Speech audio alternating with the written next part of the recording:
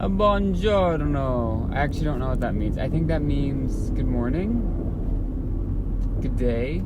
Yeah, giorno day. Good day, everybody. Welcome to episode number, what is this? 100. I think we're nearing 150.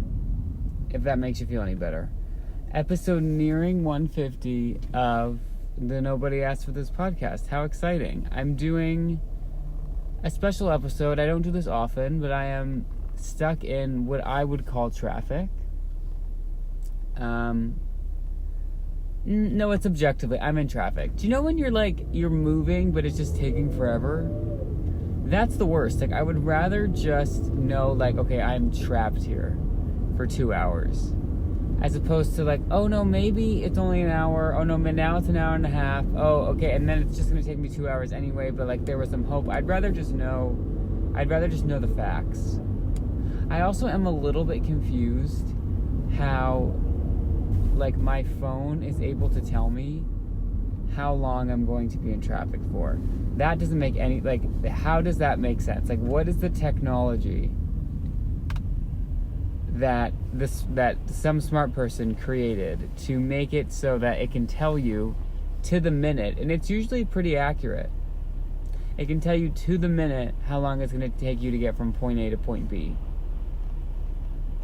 What is that? Is it a graph of some sort? Is there sorry, there's a truck beside me. It might get a little loud, but what is the technology? And then I think whatever technology they use for that, if they could just apply that to the weather, I think that would be splendid, because they seem to be getting it right over at traffic.ca. So now weather.ca, it's your turn to implement some new technology so that you can tell us what's going on. I just passed a Cybertruck.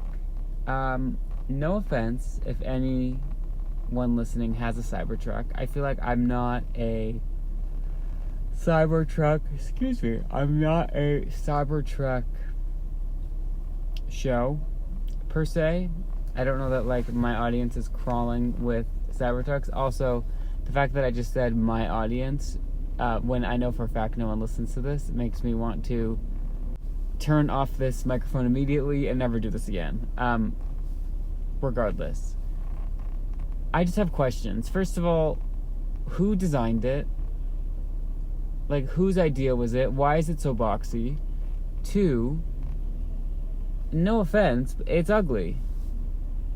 It's ugly. Can I be honest? I'm all for it's saving the planet, less gas, less emissions. Perfect, amazing. But I've kind of thought this from the beginning. Teslas are kind of ugly. And I've said that to people. I've voiced that. I've been brave enough to do so. And I haven't really gotten the support that I wanted. I feel a couple times people have agreed with me. But then, I don't know if it's one of those things where someone's saying something and they seem like they care a lot, so you just say, yeah, Because I also, yeah, a lot.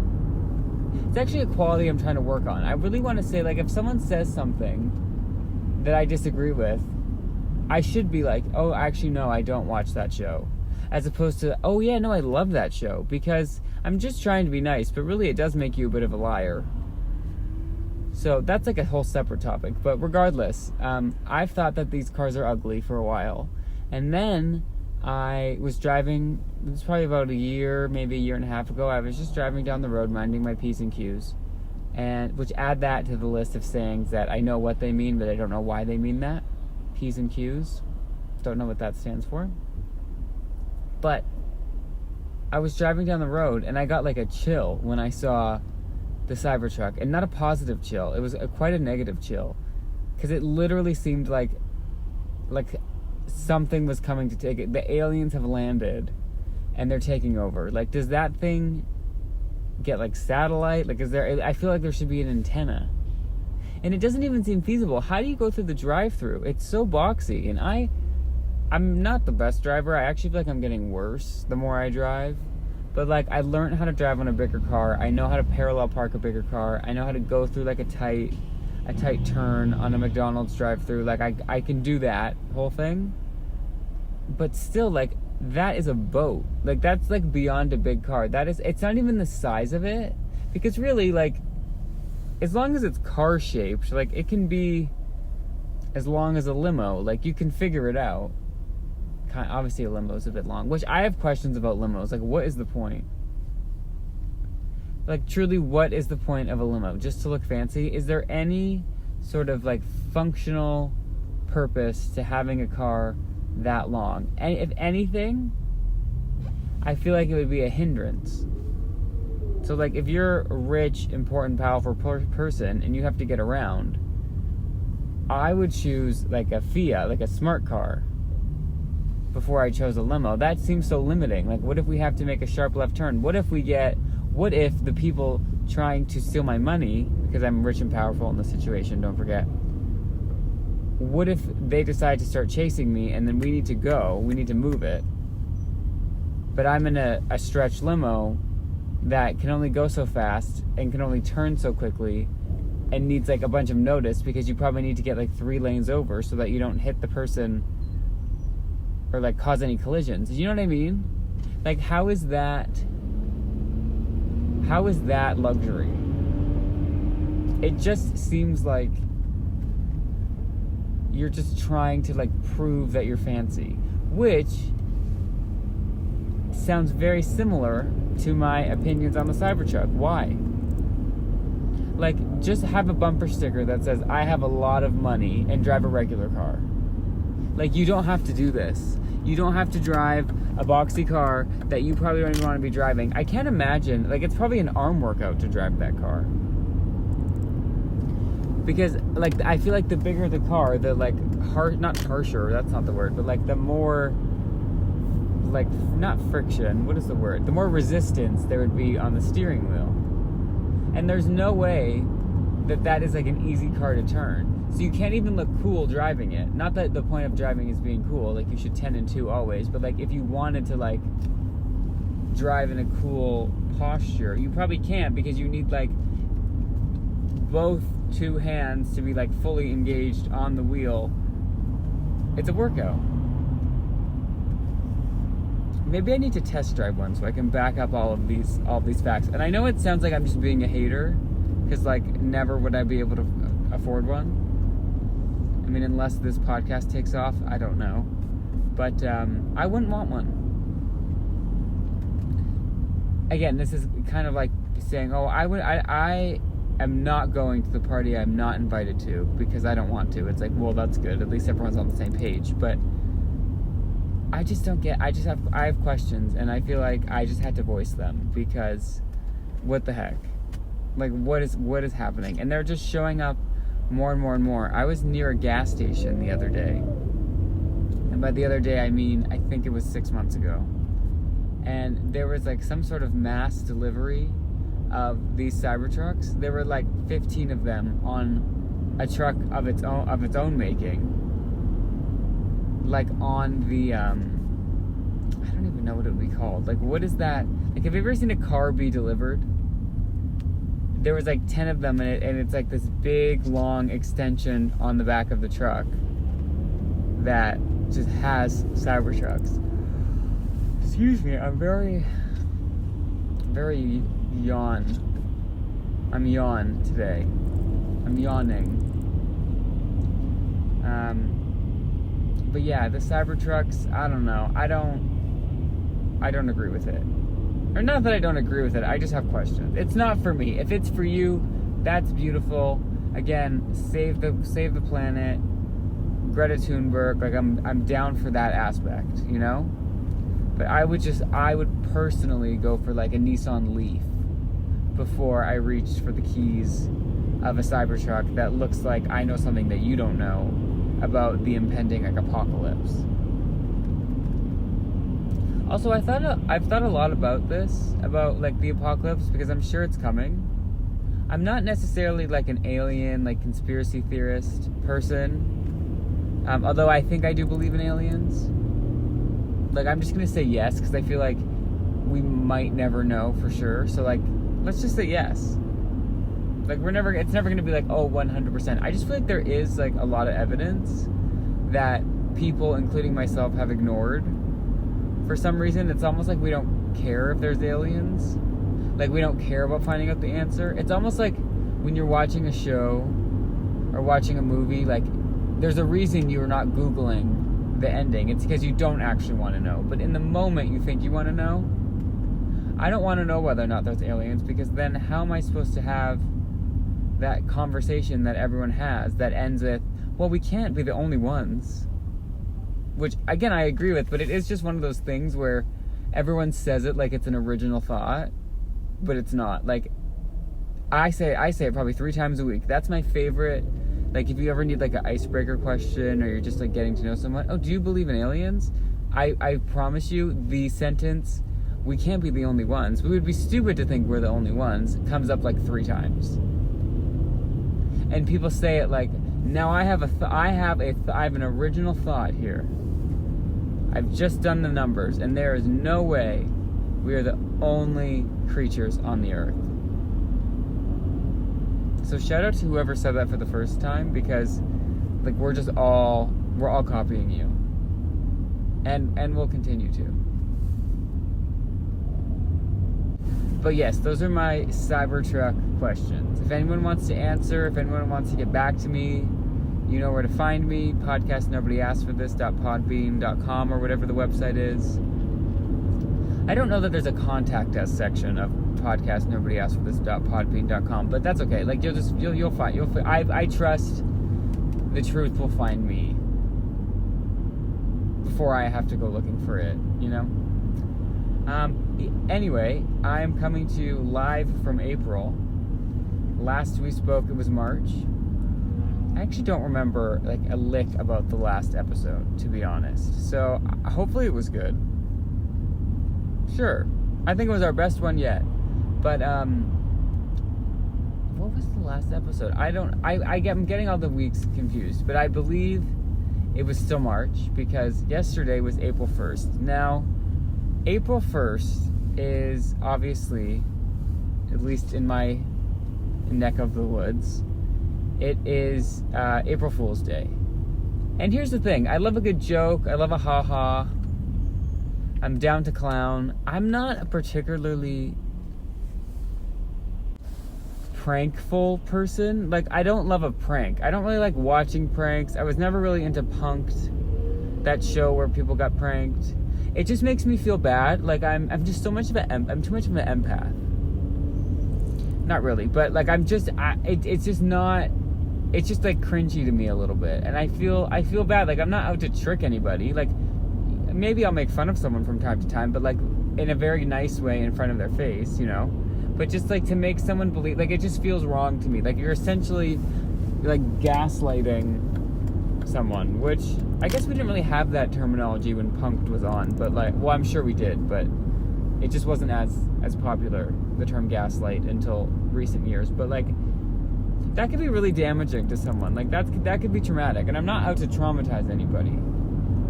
But what happens to me every April Fool's Day is, one, I don't know the date. I never know the date. Don't know the date of April Fool's Day. I know it's April 1st. But I never know that is the date. Like, it could literally be May. If you walked up to me and said, today is May 13th, I would believe you. I would have no reason not to believe you. I would have no evidence other than my phone to be able to confirm or deny that it is not or is May 13th. So I would just go with it. Now, the problem with that is what people love to do, what companies love to do, is on April Fool's Day, they'll announce like fake products that aren't coming. Now, if you know anything about me, you know one of my favorite things are real products that are coming. So like, I would love to hear about how, you know, Tim Hortons is going to have a ketchup flavored donut. That news would be exciting to me. I would write the date down in my calendar. Now, the problem is they did announce such a thing yesterday. It was a ketchup chip flavored cruller. And I am just being a citizen on, I believe it was Facebook, and I see this pop up and I think, oh my gosh, this is so exciting. Only to realize that it's fake, one, And 2, it's April Fool's Day, and I didn't even know it was April Fool's Day. So it's like, you're just set up to be disappointed, and then who wins in that? Like, what am I going to be like, oh, Tim Hortons, you got me so good, now I'm going to go buy a donut. No, I'm going to go to the other place. I'm going to go to Krispy Kreme just because I'm mad at you. Like, it's probably one of those things of, like, the person who figured out that sentence of, well, there has to be more people. Like, it was probably a really good idea the first time someone did something like that. But, like, it's almost like a standard. Like, if you are a legit business, you have to announce a fake product. To the point where it's, like, not even a joke anymore. And if you actually were someone who knew, like, looked at a calendar and knew the date, like, it's almost annoying. And then that frustrating thing happens where, like, you'll see people's Facebooks or whatever, Instagrams from, like, weeks ago. So that's going to start popping up, and then it's not going to make sense because I'm going to be looking at the, ketchup chip cruller announcement on April 9th because it's going to pop up like it's a fresh post. And I'm going to think, finally they're doing it. And it's like, no, they're not doing it. It's just the old, like, recycled Instagram post from April 1st. But then it's really not going to clue in because it will no longer be April 1st. And that is, I think, is how you lose customers, truly. See, if I were a brand, I would announce something real. Like something crazy, but, like, actually do it. And maybe that is what they're trying to do. Maybe they're trying to, like, test. Like, it really is the one day a year where you can be like, JK, like, just kidding. Like, you could announce something real and then see, like, what the response is. And then you have the perfect backfall of, like, we're just kidding. It's April Fool's. Get in the spirit. But then you could see, like, what people would react if you actually had announced that thing. So maybe I see the point. I just don't like being a pawn in this game of chess. Is pawns chess or checkers? I don't play either of those games. I've played like a digital chess situation, but I don't think I've ever played checkers. Although I believe checkers is the easier of the two. So maybe that is more so my calling than chess, because I suck at chess. I respect it. I respect anyone who is good at chess. I just happen to not be one of you. But I'm also, like, just not good at games. Like, I suck at Monopoly. I'm bad at Yahtzee. Do you know how bad at games you have to be bad at Yahtzee? I'm bad at, like, what's that game where it's like flip the card? Like, you get, like, you literally get a deck of cards and you flip it and whoever has the higher number wins. Like, I'm bad at that game. A game that is 99.99999% luck. The only game I found any sort of semblance of success in is Monopoly Deal. There was like a one or 2 weeks where I was obsessed with Monopoly Deal, which, if anyone doesn't know, it is like a card version of Monopoly, because everyone knows Monopoly, the hardest part of playing Monopoly is, like, making it to the end. I don't think I've ever reached the end of a Monopoly game because I just truly don't care.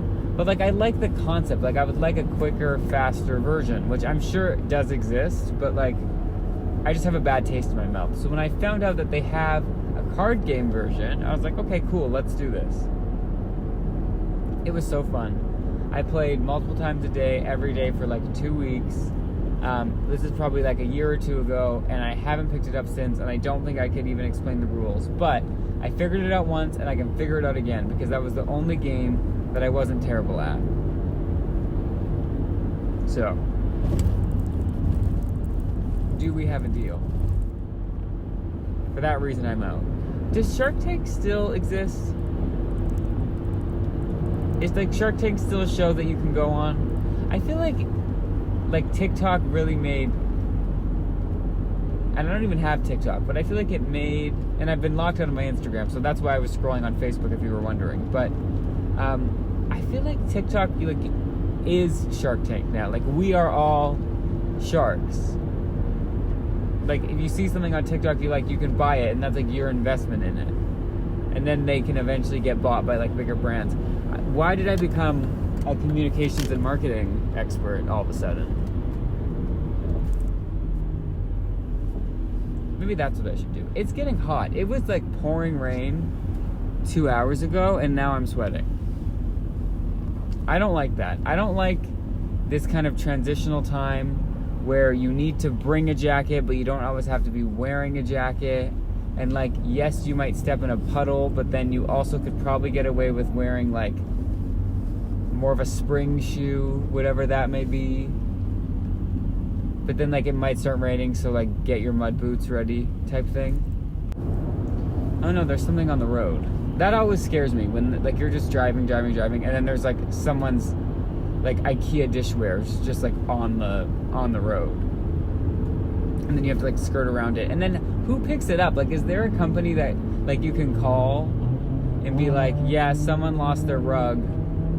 Not in a medical form, like that sounds like a metaphor, but like in a literal, like someone's rug is on the freeway, can you come collect it? And especially the freeway, because what do you do? Like, do you just stop? Like, do you just stop traffic? Like, you can't really stop on the freeway. And then if you're the person who's coming home from IKEA, whose rug fell off the car, like, do you report your own self, or do you just pretend it never happened? So many questions, so few answers, which was an alternative title for this show, because it's just me not seeking any sort of resolution, and me probably answering like, I wonder what the closest I've ever got to like an identical episode has been. Like, are there, like, do I just keep recycling? Like, I'm not on purpose, because if you can't tell, I have no plan for this. I click record and go, and I'm not bragging about that. Like, I actually probably should like prepare if I am interested in like maybe growing an audience, so I can use that word and not want to vomit. But like, I have nothing planned, so like, it's my subconscious thoughts coming out. But like, what if they're the same thoughts? So apologies if this ever gets repetitive, but I don't think it's as bad as I think it might be or could be. So we're sticking with that.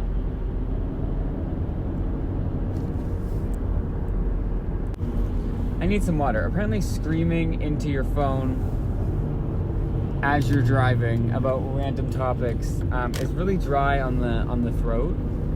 Oh, that was really loud, I'm sorry. I finished the new Hunger Games book. I can't remember what it's called. Something about the sun. I'm sure you could look it up. I enjoyed it. I feel weird saying I enjoyed it, because it was truly like the saddest book at least I've ever read. There might be sadder books to exist, but it was like every single bad thing that could happen to these poor characters did, and it kept happening over and over and over and over again. So I feel weird being like 10 out of 10 recommend, it's perfect. Especially like if you're like an empath, I would probably not go for this, because again, it's like horrible turn after horrible turn. I don't want to say that I'm not an empath, because that makes me sound like a bad person. I'm just not like a super feelingsy person. Like, I'm not even an empath for myself. I'm more of an empath for other people, but I can kind of like block out, like I can look at it objectively and be like, these are characters. Now, obviously, if this was a real story, that's a different story. But like in a movie, like I don't think I've ever cried in a movie, because I know like it's not real. Obviously, if it's based on something real, or it's like a historical something, then okay, yes, then that will evoke different emotions. But if it's just made up characters, I can be like, okay, this is fake. But if you can't be like, okay, this is fake, I would maybe step away and maybe catch us on the next one of the Hunger Games, because I hope she keeps writing them. Because I think, for anyone that doesn't know, Hunger Games was like I think I read it when I was like 12. It was probably the first like actual like novel I read. It's kind of messed up. There's some like touchy subject matter. Like it's about people fighting to the death, and it's like this like kids or like tween novel. I don't know. I feel like one day it'll be like what you're assigned to read in high school English class, which thank goodness, because what I was assigned to read in high school English class was some of the worst books I've ever not read, because I didn't really read books in school, but it was the worst summaries of books. It was the worst Cliff Notes articles that I had ever read, honestly. Like, just the Cliff Notes put me to sleep. So I'm glad that, like, the kids of the future will get to read, like, actual good literature and not, like, the Odyssey. No offense, if that's your thing. But, like, how long was that? Although I think kind of like Odyssey, Shakespeare are all here to stay. My question about Shakespeare is, did Shakespeare know he was Shakespeare, or did he become Shakespeare post-mortemly? Like, is it like a Van Gogh situation where, like, he really wasn't discovered until after he passed and now he's like this legend? Or was he, walking around whatever time period he existed in? I don't actually know. And people were like, you are the greatest writer ever. Which also, there was probably a lot less writing done at the time, just like because there was less years of the earth existing, that like it wasn't as hard. It wasn't as hard to make it in 1500 as it is now. Again, I kind of just pulled the number 1500 out of thin air. I don't actually know Shakespeare's years of operation. But that's fine. I don't need to. I'll be fine. I'll make it work either way. But yeah, I would like to know that. And if I wasn't in a moving vehicle, driving very safe 10 and 2 with a phone holder, I'm just essentially on speakerphone, I would Google it, but I'm not going to do that. So maybe I'll do a resurfacing next week on if Shakespeare was always Shakespeare. There also isn't really like a Shakespeare movie. I feel like, where is the Elvis movie for Shakespeare? I don't know that I would see it, because I feel like I'm all Shakespeare'd out. Because like you just like, there was whole like chunks of time in like literally elementary school, high school, and like college where all I fake read was Shakespeare. And my favorite thing to do is Google Shakespeare conspiracy theories, because I just love the idea that like there's like conspiracy theories and rumors about the 1500s, or again whatever year he existed in. Like, it's just funny that like we can gossip about something that long ago, and there's like fake sources and whatnot, but apparently he wasn't even one person. He was like a group of people, from what I've heard, because like his vocabulary was so vast that like there's no way it came from one person. But let me tell you, I've read his plays. I feel like I could have wrote that. Like, if he didn't get to it first because he was on Earth like X amount of years before me, like, why is that now my problem? But like, I could have totally done that. There's nothing more frustrating than seeing someone get success for something that you know that you could have done. If I can look at something and be like, genuinely, like, there's no way I would have ever been able to do that, then I'm like the most supportive person ever. But if I'm like, I could have written that song, instant hater. I become a hater. Not proud of it, but so yeah, I guess I'm a little bit of a Shakespeare hater, because like is he overhyped? A little bit. I also don't love how everyone loves to assign meanings to things. It'll be like, when he did this was actually symbolism for this. I'm like, did we ask him that? Like, did Shakespeare tell us that? Like, if he didn't tell us that, are we just making him smarter, or at least making him sound smarter than he actually was? Like, maybe that wasn't the symbolism behind, Romeo and Juliet, or whatever his work was. Like, maybe we're just maybe the person who ever figured out that connection should get the credit, not Shakespeare. We don't know for sure that that's what he was thinking. Unless we do, I don't know. I'm open to being wrong, which is like another alternative title of the Nobody Asked For This podcast. I'm always open to being wrong. I'm not confident about anything. I will share an opinion and then get one minuscule piece of information and I've completely flipped. So that's where I'm at. But yeah, either way, we're kicking off April. we're getting close. We're closer to summer than we've ever been. I don't know how I feel about that. I'm more of a fall person, and I think we're in the time now where like it kind of looks and feels like fall weather-wise. So I'm getting excited for like pumpkin spice latte, but then I realized that like we're not going into that type of weather. We're coming out of that type of weather. It's kind of like the Dancing with the Stars continuum. Like it's everyone that's on the same level, but some people are on their way up and some people are on their way down. We're on the way down of fall, not unfortunately the way up. We've fall peaked. But regardless, thank you for taking the time to listen to this if you have. If you want to hear more, you can go to podcastnobodyaskforthis.podbean.com. Apologies that I was basically screaming at you all this whole time. I don't know if any of this picked up on the microphone, but I'm not doing it again, so this is what you're getting. No offense. But yeah, thank you so much for listening, and I will talk to you next week. Goodbye.